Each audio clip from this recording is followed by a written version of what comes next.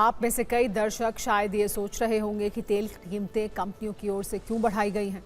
तो इसका जवाब ये है कि भारत में पहले सरकार ही तेल की कीमतों को नियंत्रित करती थी और इनमें हर 15 दिन पर संशोधन किया जाता था।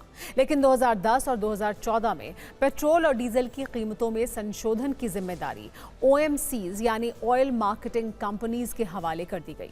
यानी तब से तेल कंपनियां स्वतंत्र हुई हैं कब, कैसे और कितना दाम बढ़ाना है। और इस बार दाम क्यों बढ़े, तो इसका सीधा संबंध खाड़ी के तनाव से है। वैश्विक तेल बाजार में छाई अनिश्चितता है। पेट्रोल डीजल की कीमतों में बढ़ोतरी के पीछे सबसे बड़ी और एकमात्र वजह अमेरिका और ईरान का तनाव है, जिसकी वजह से अंतर्राष्ट्रीय बाजार में कच्चे तेल की कीमतों में लगातार उतार चढ़ाव है। भारत अपनी जरूरत का 90% कच्चा तेल आयात करता है, जिसमें 50% कच्चा तेल हॉर्मुज स्ट्रेट से आता है, जहां फिलहाल ईरान और अमेरिका दोनों ने एक एक छोर पर नाकेबंदी करके रखी है, जिस वजह से तेल के टैंकर वाले जहाजों के गुजरने में समस्या है। क्रूड ऑयल की वैश्विक सप्लाई पर खासा असर पड़ा है। कीमतें भी इस वजह से आसमान छू रही हैं। ईरान और अमेरिका की जंग शुरू होने से पहले क्रूड ऑयल के दाम $70 थे, जो बीच में $126 प्रति बैरल तक भी पहुंचे। और आज की कीमत देखें तो यही कच्चा तेल $105 प्रति बैरल है।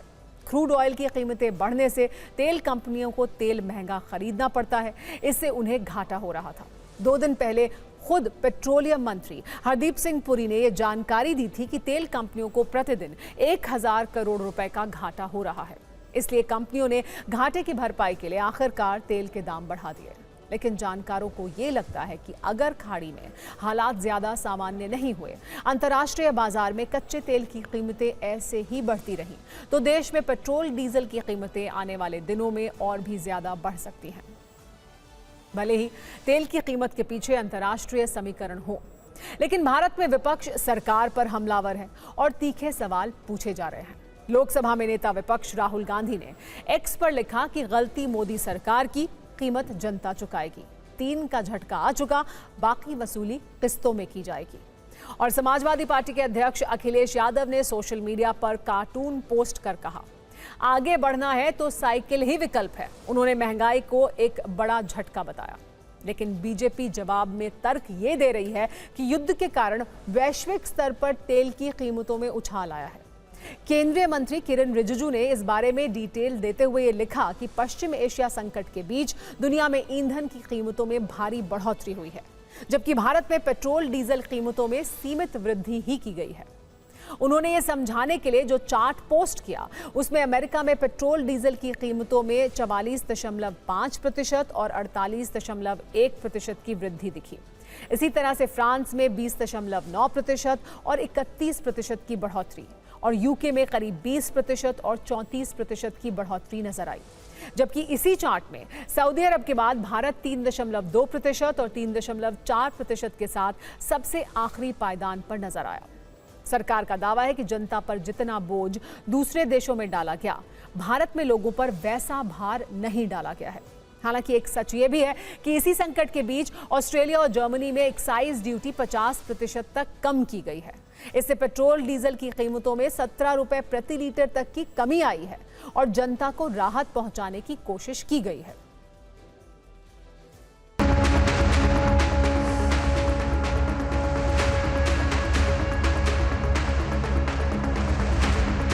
हिंदुस्तान के लोगों को बीजेपी बेवकूफ समझती है। हम सबको, मुझे और आपको, वोट लेते हैं और रेट बढ़ा देते हैं। तब तक चुनाव में बोलते रहेंगे नहीं बढ़ाएंगे। हमारे को अच्छे दिन नहीं चाहिए, पुराने दिन ही लौटा दीजिए, इतने से भी काम चला लेंगे। और आज जो वृद्धि हुई है, पूरे देश को यह समझ में आ रहा है कि ये वृद्धि तो अब रोकी नहीं जा सकती, क्योंकि देश का खजाना ही खाली हो जाएगा तो देश कहाँ जाएगा। कहीं कहीं 50-50 रुपए लीटर डीजल पेट्रोल के दाम बढ़ गए। Mr. Modi has failed in the international relationship. He could not manage well, he could not help. कि आपके जहन में भी कहीं भी देश और कॉमन मैन नहीं रहता है, आपके जहन में वही आपके मित्र रहते हैं जिनके लिए आप काम करते हैं। अब माननीय प्रधानमंत्री जी को चुनना चाहिए कि देश बड़ा है या वो मित्र बड़े हैं। सामंती चंडाल चौकड़ी की साजिशी घमा चौकड़ी के ज़रिए वो इस पूरे के पूरे इस वैश्विक संकट के दौर में जो है संयम और सावधानी के बजाय जो है समाज को जो है वो भ्रम पैदा करने की कोशिश कर रहे हैं। डीजल का प्राइस हाइक हुआ है, हम लोग उसको प्रोटेस्ट कर रहा है, कंडेम कर रहा है। तो कुछ लोग बोल रहा है वॉर सिचुएशन है, ये तो पूरा वर्ल्ड का सिचुएशन है। तो हम लोग जानते हैं वर्ल्ड सिचुएशन है, लेकिन कोई प्लानिंग नहीं था। हालांकि एक सच ये भी है कि भारत सरकार ने जनता को राहत देते हुए पेट्रोल और डीजल के दाम स्थिर रखने के लिए स्पेशल एक्साइज ड्यूटी में 10-10 रुपए की कटौती की थी। पेट्रोल पर ड्यूटी 13 रुपए प्रति लीटर से घटाकर 3 रुपए, जबकि डीजल पर 10 रुपए से शून्य कर दी गई थी। इससे कुछ दिनों की राहत तो मिली, लेकिन आखिरकार दाम बढ़ाना पड़ा।